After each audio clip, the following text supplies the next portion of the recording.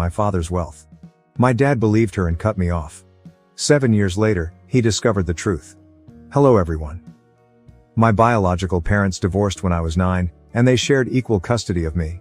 I spent weekdays with my mom, who lived near my school, and weekends with my dad. Despite their separation, both parents were always kind and gentle towards me. While I was sad they were not together, I understood they both loved me deeply. A few years later, my dad met Gina, who would become my stepmother. When I was 11, my dad introduced her to me. She seemed nice, and my dad was clearly happy. He hoped we would get along well. Gina had twin daughters, Emma and Emily, who were 14 at the time. Raised without their father, the twins were quite immature and would throw public tantrums if they didn't get their way. As an introvert, I quietly observed their behavior. After a year of dating, my dad and Gina decided to marry when I was 12. Even my mom attended the wedding. I was excited to have a new family member. Initially, I thought my stepmother and I got along well. However, a few months after their honeymoon, she told me one morning that she didn't really like me. She said we needed to pretend to get along for my dad's sake when he was around. She also told me to stay out of her way when he wasn't there because she couldn't stand the sight of me, as I reminded her of my mom. Hearing her harsh words broke my heart. I had genuinely liked her and hoped for a good relationship. The twins overheard her and later teased me, saying my dad didn't love me and preferred them. I remember crying and telling my mom about it. She immediately called my dad and gave him an earful. My dad assured her that my stepmom would never say such things and that I must have misunderstood her. The following weekend, when I visited my father, my stepmother appeared upset. She stayed silent in front of my dad, but as soon as he left, she angrily whispered to me, threatening that she would ensure I no longer had a dad in my life if I ever told my mom anything about her. She also warned that she would divorce my dad and take all his money, leaving him destitute if I didn't keep quiet. At just 12 years old, I was terrified for my dad, so I nodded in agreement. From that day on, Gina made it her mission to make my life miserable in every way possible. Being a child, I felt I had to endure it silently. Whenever we were alone, she would say hurtful things to me and I would stay silent, hoping she would eventually stop bullying me. She would insult my height and weight, calling me ugly. I hoped my dad would notice, but he never did. He believed Gina and I had a good relationship and would often force me to go shopping and eat out with her and the kids. She would use my dad's card to pay for our meals but wouldn't let me eat anything substantial at the restaurant. I was only allowed to have soup or dessert, no main course. I would sit there miserably, watching them finish their meals while crying quietly. I would return home hungry and she would force me to go to bed without eating. Many nights I cried myself to sleep, both hungry and exhausted from her cruelty. At that point, I was at my wit's end, scared, angry, and frustrated with both my stepmom and my dad. This is why I dreaded visiting my dad on weekends. Every Friday evening, I would try to avoid visiting by coming up with excuses like a stomach ache so I could stay with my mom. My parents started noticing, and my dad would call, expressing sadness at not seeing me. My mom would urge me to tell her if something was wrong, but I always kept quiet, still scared of Gina's threats. When I was 14, my dad decided to take the whole family, including me, on a trip to Greece. Initially, I didn't want to go, but my mother told me it was a good opportunity to travel and see the world, so I reluctantly agreed to join them. As usual, Gina pretended to be sweet and kind in front of my dad, asking about school as if she genuinely cared. I noticed she would subtly tease me in her sweet voice, making hurtful comments that wouldn't outright portray her as mean. For example, whenever I mentioned playing basketball, she would joke that I needed to be taller for that sport, even though I was quite tall for my age. She would then say I should focus more on studies if I ever wanted to be successful. The twins would smirk and call me names like meathead, even though I had better grades than them. My dad would notice but choose to ignore it. Whenever I expressed that her comments hurt me, my dad insisted she was just teasing and that I should lighten up. Gina would nod and tell my dad that I had no sense of humor and needed to learn to have fun. This continued throughout the vacation. One day, in a moment of anger when she and the twins were teasing me about my weight while I was trying to enjoy the pool, I decided to retaliate. I told the twins that their double chins were embarrassing, watching their faces fall. I then turned to Gina and told her she shouldn't wear a shrug over her bikini because her huge stomach was still visible, making her look like a penguin. Gina's face turned red with embarrassment, and she ran back to the hotel room. The twins started yelling at me, calling me sexist and saying how horrible it was for me to say such things about them. Later, my dad confronted me, clearly angry. He asked if I had really spoken to my stepmother and stepsisters like that, and when I admitted it, He lectured me about how he had raised me better and that I should never talk to a woman about her weight. I argued back that they were criticizing my weight, looks, and height, but my dad forced me to apologize to Gina, who had locked herself in the bathroom crying after what I said.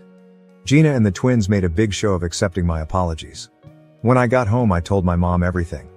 She spoke to my dad, who tried to blame me for the whole situation. My mother threatened to call CPS on him if Gina ever commented on my weight or looks again. This scared my dad, and after that, Gina never said anything to me. However, she and the twins would blatantly ignore me whenever my dad wasn't around, which I honestly didn't mind. When I was 16, my mom went away for a few days, so I stayed with my dad and Gina. Gina complained about having to cook for one more person, so on my last night, I decided to make dinner since my mom had taught me to cook from a young age to be independent. Gina wanted to invite some friends over when she heard I was cooking. I prepared the meal, set the table, and served dinner. Everyone loved the food and praised me. My dad decided to do the dishes, so I went to my room. From there, I heard Gina and her friends talking loudly outside my window. Her friends were saying how lucky she was to have a nice husband and a great house. When they mentioned how nice it was that I cooked for them, Gina went on a rant about how annoying I was and that she couldn't stand seeing my face. She told her friends she couldn't wait until I was 18 so she wouldn't have to see me every weekend. When one of her friends mentioned again how nice I seemed, Gina admitted she had hoped I would fail at cooking so she could blame me for something. This shocked me because I was trying to be polite to her, even though I knew she hated me. As time went on, Gina's dislike for me only grew.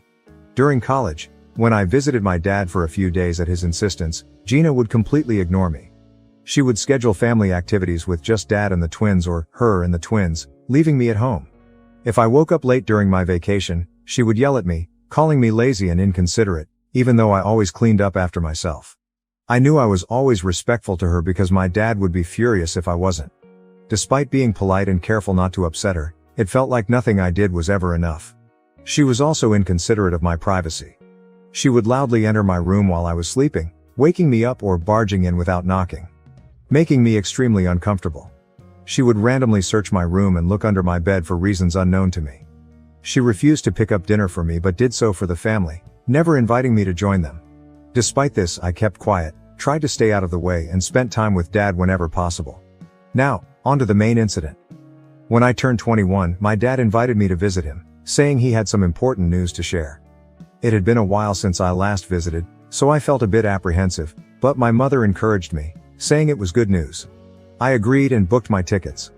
Upon arrival, my dad greeted me warmly at the airport, and we drove back to his place.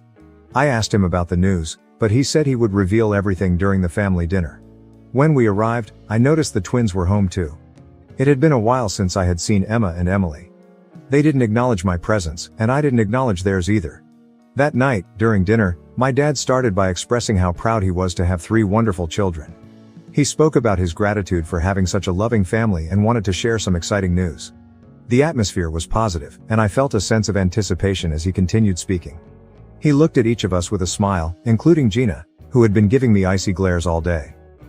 My dad went on to say that he had recently lost a friend to a heart attack, which made him realize how lucky he was to have us. He had spoken to a lawyer and made a will. Upon hearing the word will, Gina and the twins perked up with excitement. Dad said he had decided to leave the house to my stepmom, as she was his wife. Gina beamed with pride and kissed him on the cheek. My dad's house was a 5-bedroom place, and if Gina ever decided to sell it, she could make a fortune. Dad then announced he was leaving his entire retirement account and his car to me. This wasn't just any car, it was a vintage car he had spent a lot of time and money maintaining. The car held sentimental value for both of us, as he often shared stories of his youth and adventures associated with it. As I processed this information, I realized that leaving the car to me was his way of expressing his love. As my dad spoke about his pride in me inheriting the car, Gina's expression shifted from pride to discontent. She exchanged glances with the twins, who seemed equally displeased. It was clear that the idea of me inheriting a significant sum of money and the beloved vintage car stoked their resentment. Dad, apparently unaware of the tension in the room, continued to explain how he would leave the joint bank account he shared with Gina to the twins. Since Gina was a homemaker, the money was entirely my dad's. He expressed his wish for the account to be equally divided between them, assuring them they would have money and a house to live in, so they needn't worry if anything happened to him. I thought this arrangement was fair and had no issues with it. However, the twins immediately voiced their disappointment, saying they had expected more. They argued that my dad should also leave them his retirement account, claiming I didn't need it anyway. When my dad questioned their reasoning, Gina chimed in, stating that as a guy I should find my own way, whereas they were women and needed more money for financial security. My dad reminded Gina that he had already taken care of their college funds and now they were also getting a house and a bank account, so they had nothing to worry about. Despite this, Gina kept insisting that I didn't deserve so much money. My dad firmly reiterated that his decision was final. I sat quietly, observing as the argument escalated. Suddenly, Gina burst into tears. We looked at her, startled, and my dad reassured her that there was no need to cry since he had divided everything fairly. Through her sobs, Gina claimed she had kept silent for years to protect the family but couldn't hold it in any longer. The room fell into awkward silence, and my dad and I exchanged confused looks. Despite the palpable tension, he gently encouraged Gina to share what was weighing on her mind. Amidst her sobs, Gina began to recount how, a few years ago, I had supposedly tried to force myself on her, but she had kept it hidden to protect me. I was stunned, completely blindsided by the unexpected accusation. Before I could even grasp what was happening, Gina started elaborating on her fabricated story. She told my dad that after our vacation in Greece, where we had an argument about weight and height, I would constantly stare at her and attempt to enter her bedroom uninvited. I sat frozen in my chair as she continued to concoct tales of how I would try to barge in every time she took a shower or get uncomfortably close to her face when we were alone.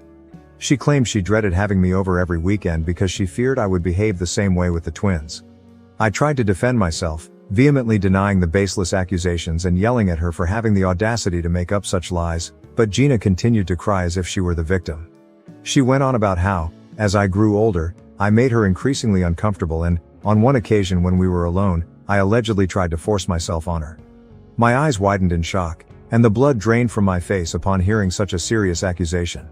My dad looked utterly confused and concerned, his eyes darting between me and Gina, clearly at a loss for words.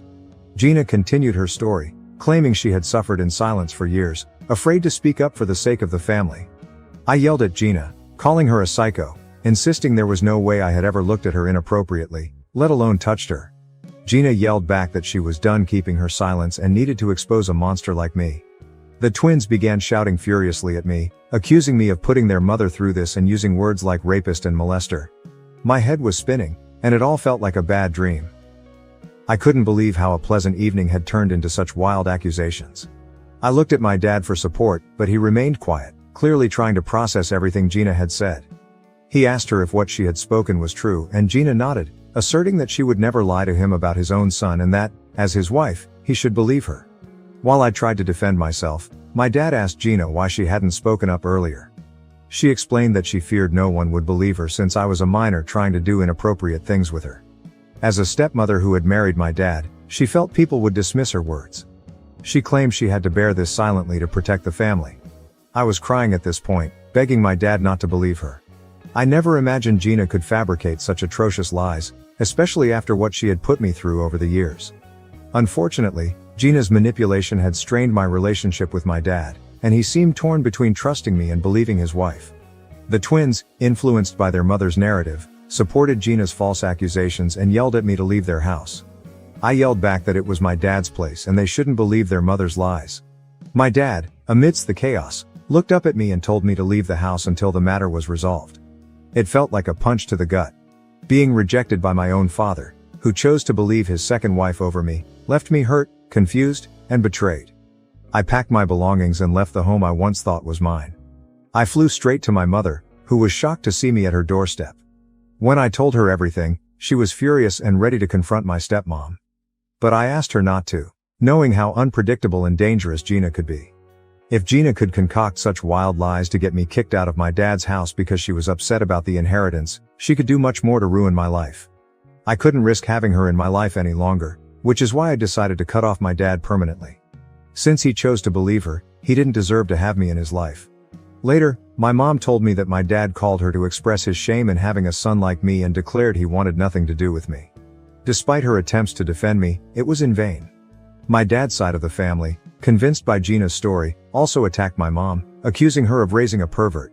I can't even begin to fathom the pain my mom felt hearing such words about her son. The damage was done, and Gina had won. I wish I could say my life improved after cutting her off, but it didn't. Gina and the twins continued bombarding me with vile text messages, threatening that I should stay away from my dad forever. It got so bad that I had to change my number to escape them. Even after that, things didn't get better.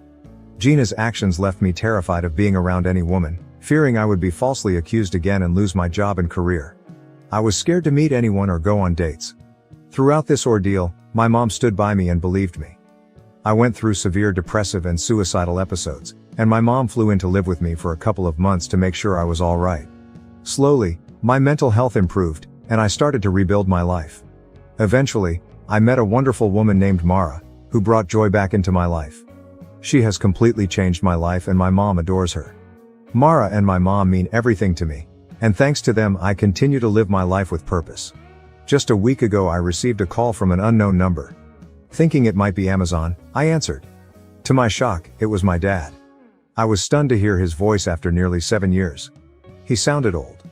When I asked how he got my new number, he dodged the question and asked if I was doing okay. I remained silent and then told him not to bother me again since I had nothing to say to him. That's when my dad broke down and started crying. He begged for my forgiveness, admitting how wrong he was to abandon his own son. My curiosity was piqued, so I waited for him to explain. My dad then revealed that Gina had been cheating on him with his best friend for years. When he confronted her with proof, she stopped hiding and confessed she was tired of being married to a pathetic man like him. Gina admitted she had only married him for his money and despised being with him. When my dad pressed her further, she confessed to fabricating all the accusations against me because she hated me and wanted all his wealth for herself and her daughters. As you can imagine, my dad divorced her, and she got nothing from the marriage due to her affair.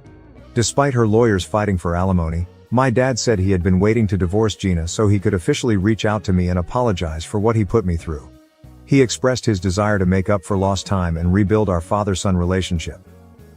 At the mention of father and son, I couldn't help but scoff. I told him that he was no father of mine after how quickly he abandoned me for his wife's nasty accusations. I told him I wanted nothing to do with him and that he should stop bothering me. I ended the call and hoped he got the message. Since then, I've been bombarded with calls from my dad and his side of the family, who I don't even talk to, saying that my dad has suffered enough and that I'm just making it harder on him. Their messages leave me feeling conflicted. Am I the bad guy for refusing to talk to my dad after he cut me off due to Gina's false accusations? Update 1, my post was locked, but hopefully it's okay now. I've posted the link and tried my best with spacing. I'm on mobile.